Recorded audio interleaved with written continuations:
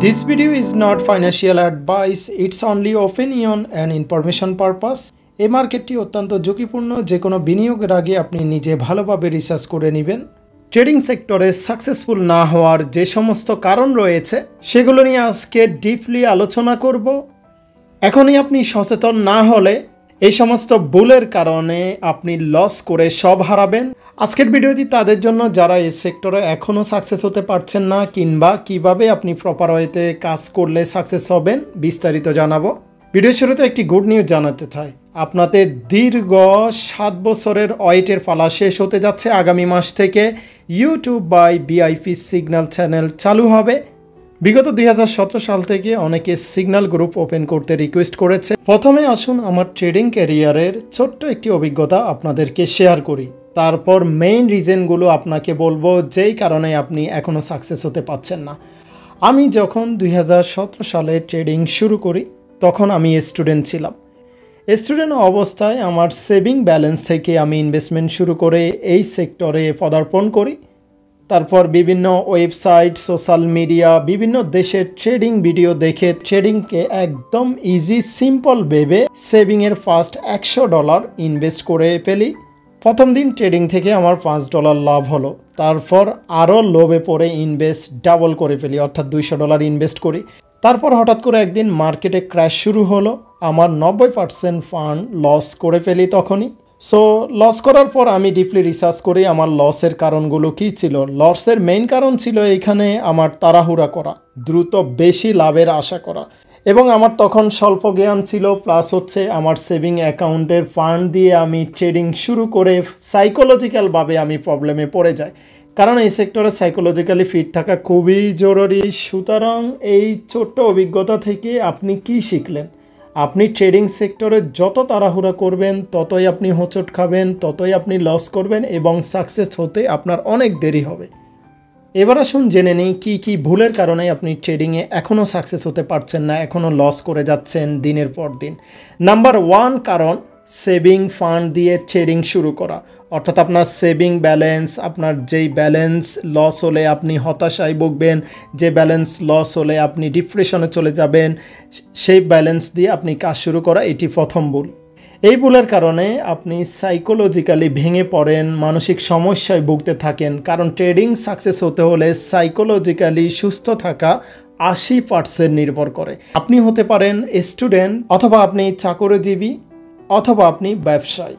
আপনি যেই সেক্টরের হয়ে থাকেন, আপনার সেভিং ব্যালেন্স দিয়ে কখনো আপনি এই সেক্টরে পদার্পণ করবেন না, আসবেন না।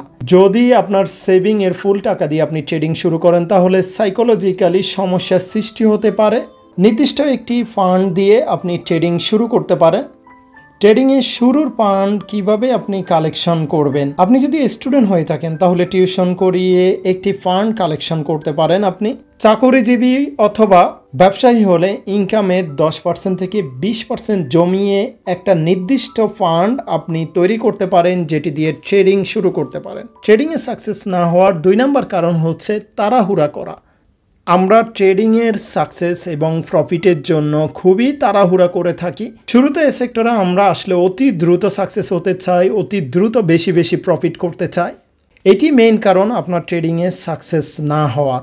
একটি কথা আপনি মনে রাখবেন, আপনি যত দ্রুত চাইবেন তত বেশি আপনার দেরি হতে পারে, কারণ তাড়াহুড়া করা হচ্ছে লস করার অন্যতম কারণ। অতএব তাড়াহুড়া করা যাবে না।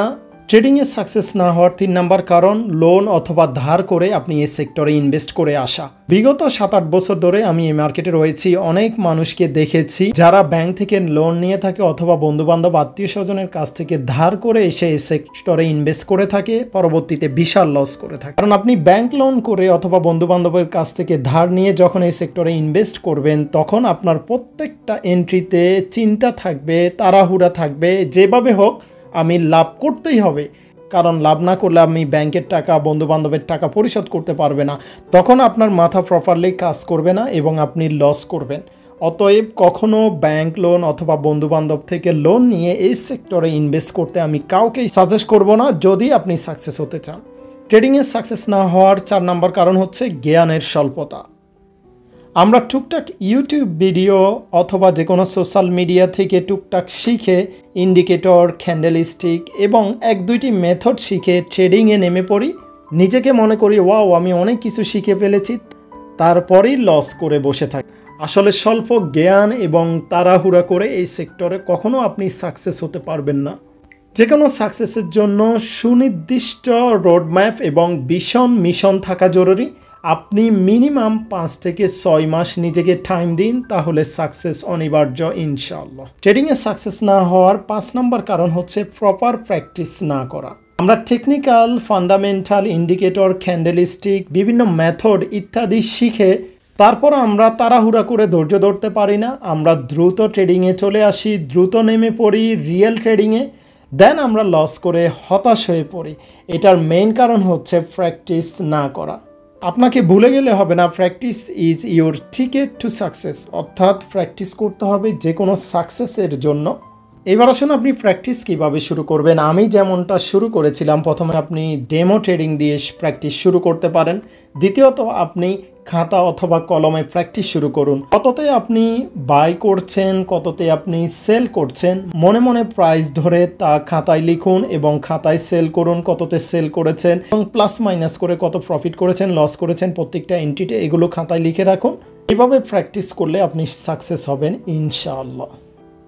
পরিশেষে এই কথাই বলবো, তাড়াহুড়া করবেন না, ভালোভাবে কাজ শিখুন, জানুন, প্র্যাকটিস করুন, তারপর সাকসেস হবেন ইনশাআল্লাহ।